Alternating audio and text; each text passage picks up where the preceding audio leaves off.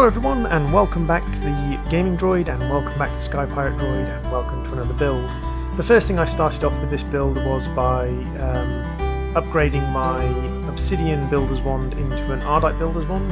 I had to use the hopper to place the Builder's Wand into the table, but once it was complete I just poured some liquid Ardite onto it, and there we go, I have an Ardite Builder's Wand. It's not much different, but it can place down more blocks. So this was going to be my Thormic Hall, this was going to be my node hall, so that I can have all of my nodes in one place.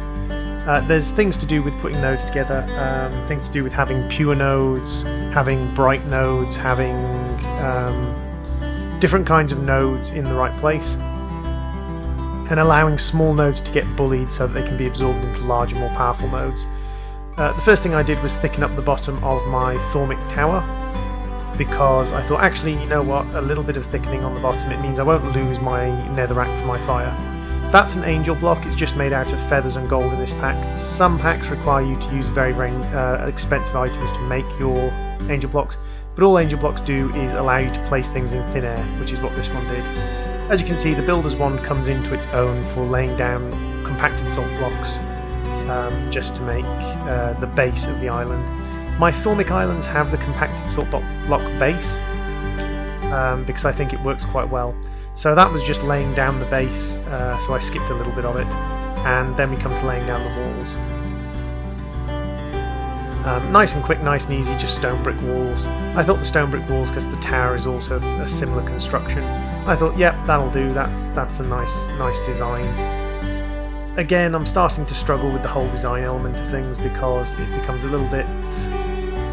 I don't know, I'm not very good at designing things. With my jetpack as well, because I've got a jetpack now, I'm thinking about the designs of that. So that was a little skip over because I just put in the archway and rapid-builded the walls using the Builder's Wand. Dug out some holes for some windows. And it's roughly about this time that I start thinking, well, wait a second, I've not actually thought this through. Because what I've done is I've made the hall wide enough that I can have two strips of nodes far enough apart that they won't bully each other, which is a great idea. But actually what I need is I need a wand pedestal or a aspect transmitter in the centre. And I've not left the right sort of space. So this is just me making myself another crafting terminal and some ME cable, just so that I can bring one outside so I don't have to keep coming inside to do things. But it's roughly about this moment that I'm starting to think, well, wait a second, have I got this right? But I carry on, which is stupid, because the moment you start thinking, have I got this right, you should check. But I carry on because I think, yep, that's fine, I'll be able to fit everything I need, and I'll be able to do it efficiently in this space, that's fine. But then around the time when I start putting the roof in, I suddenly realise that actually no, this is a really bad idea, because it's not going to be anywhere near as effective a node room as I'd need it to be for late level Thormcraft. So this is me popping in the roof, and it's just as I probably get to the second layer of this roof here that I actually am going through the numbers in my head, and I'm like, oh, wait a second, this isn't going to work. I put in the windows, it looks nice, I like it, and then the server backs up and I suddenly realise that actually no, this is a really bad idea, this is entirely wrong, I shouldn't be doing this way. So I rip it all apart again. So this is just me ripping it back down. I rip out one side, I leave the other side intact. And the reason I rip out one side and leave the other side intact is because actually the one side is fine, I just need to expand it out. Because what I did was I created a wide enough channel to have 2 rows of nodes, but actually you want a wide enough channel to have 3 rows of nodes. You want a wide enough channel that you can have 3 rows of nodes. Technically it's not quite tall enough, but 3 rows of nodes, 2 tall rather than 3 tall, is perfectly fine. I could technically slip some nodes underneath into the gap that I'm going to produce later on, and that would be, as long as they're spaced properly, that would be fine. So just digging out the bits that aren't needed and putting in the expanded wall, and then it just becomes a case of duplicating, replicating build from one side to the other side. If you're cheaty mode, or if you're playing in a single player world and you have MC Edit installed, I wouldn't be opposed to using MC Edit myself. I don't use MC Edit, I'm doing all of this series the legit way. It's all survival mode crafted items, survival mode building, hence why I'm doing the build videos and things to show you guys that that part of it is that it's all done legit. But if I was playing in a single player world, just like cheating in a builder's wand, which I didn't do at the start of this, if I was playing in a single player's world and I wasn't playing for a show, for a YouTube channel or anything like that, I'd just cheat in a builder's wand at the beginning. I just have a builder's wand. It doesn't make it too easy, but it's just those convenience things of not wasting time or not spending time you don't have to spend on it. So I strip out this side as well. The node room, node bullying I'll talk about in later episodes. I'm certain I do talk about it in the episode where I'm actually sort of after building this. I show you the node hall and I talk a little bit about node bullying. But basically it's just that as long as nodes are far enough apart they won't, but if they're too close together the stronger node bullies the weaker node. And that can make the stronger node stronger because it actually allows the stronger node to absorb aspects from the weaker node, but it makes the weaker node weaker. Now there are reasons why you want to do this. If you have a fading node, for instance, a fading node doesn't have any benefits to being a fading node. It just doesn't do anything after it becomes a fading node. Or if you have a bright node, you can have it bully weaker nodes because bright nodes recharge faster. So there's a reason that you might want to have weak nodes bullied by stronger nodes and sort of increase your aspect regeneration, your aspect capabilities through that. But it's not vital, it's not something that's really necessary, and you can actually pack lots of nodes together without them bullying each other by using node pedestals. The disadvantage with node pedestals is that node pedestals node pedestals limit recharge speed, so the slower recharge nodes won't recharge fast at all. They'll recharge very, very slowly if you use a node pedestal to stabilize them so they don't bully each other. It means you can pack more nodes in, but they recharge slower, and for me, like, the recharge rate is one of the important things, which is why I think feeding weaker pale nodes into bright nodes is a really good idea.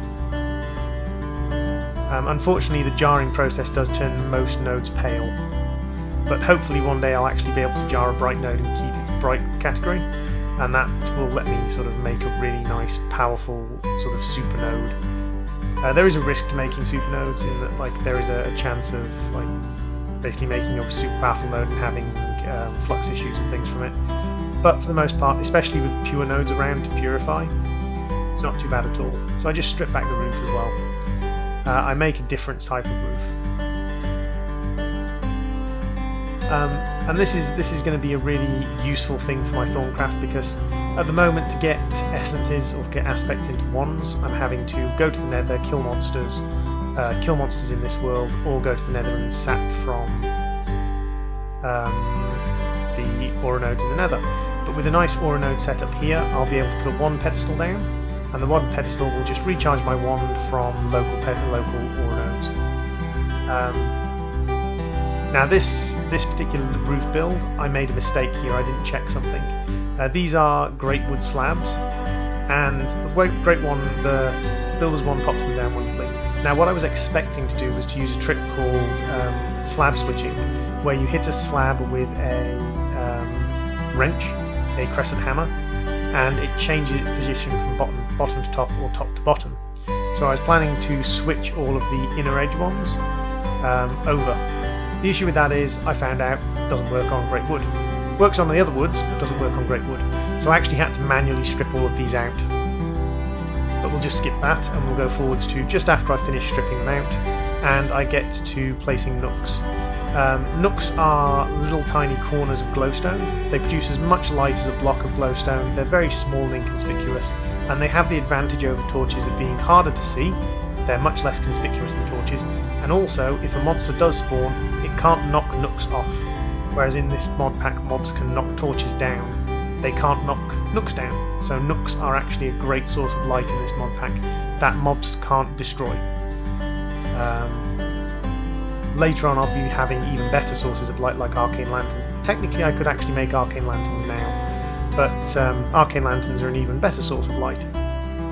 So obsidian brick and obsidian pillar, some glowstone glass just to make the entranceways either side. Again, little landing platforms because now I'm using a jetpack to zip around. I don't really need the bridges connecting everything, I can just have my islands floating free. Made myself another crafting terminal to pop down here, and making myself some more glowstone glass to finish off the build. So I'm just going to finish this build off because I didn't have enough glowstone glass the first time around, and just finish off an identical entrance on the other side, which basically lets out into my Britannia area. So it lets out into my dragon and onto the side of the Britannia area.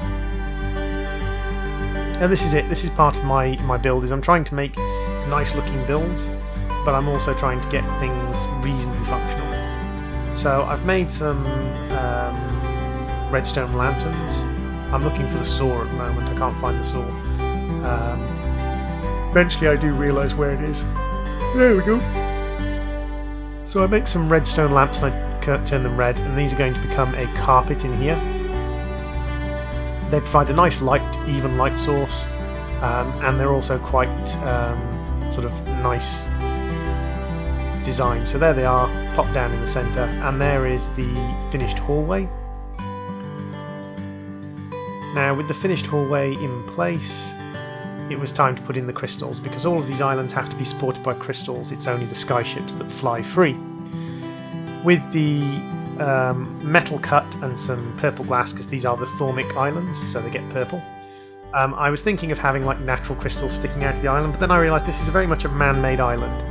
This is an island made by Thormcrafters to allow them to enhance their art. So I did the same thing I did with the Thormic Island, where they captured a crystal and they sort of wrapped it in steel bars so that it couldn't escape. I captured some crystals, wrapped them in bars, and I do this on both sides. I copied on both sides of the island. So there's one side of the island. I cut some things down into nooks, some iron down into nooks, so that I can finish off the wrap to make it nice and neat. And I just copy that on the other side of the island. So there it is on the other side. Last thing, I dig through into my Thormic Tower. A little bit of a back entrance. I might widen that out into a 3x2 back entrance later and give it a little bit of a landing platform at the back. And now I'm actually going to dig out my sort of hidey hole. So I thought, actually this island is solid, there's no reason for it to be solid. So I dig out the hidey hole and I just finish digging it out. I then light it up with some glowstone nooks. I didn't really need to light it up because it's close enough to a magnum torch to stop any monsters spawning. But I thought, just light it up with some glowstone nooks on the inside. And I wanted to do a hidden entrance. So to do a hidden entrance, I'm just going to get some sticky pistons and a lever. I later on switch over to a Natura lever because I think they look nicer. Wrong place. It goes there, and that powers the one. I need to power the one above, so it's just a little block of redstone, or a little bit of redstone dust on top of the block that the lever is on. And that powers the piston. And then if I pop to... there you go. It's nice and hidden away. The only sign is the piston, or sorry, with this the lever. I would really like it if the lever could get hidden. I think there's some camouflage tech in this, so I might be able to camouflage the lever. Grabbing up the nodes, and I've got the nodes sort of figured out mostly. And so at first I thought I'll place pedestals down, but then when I counted it, it was like, actually no.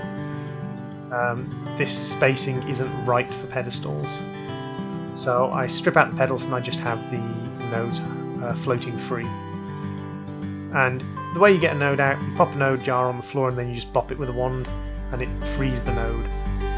Now, because these nodes are in this world and not in the Nether anymore, I can reattach them to my node map using my scanning lens.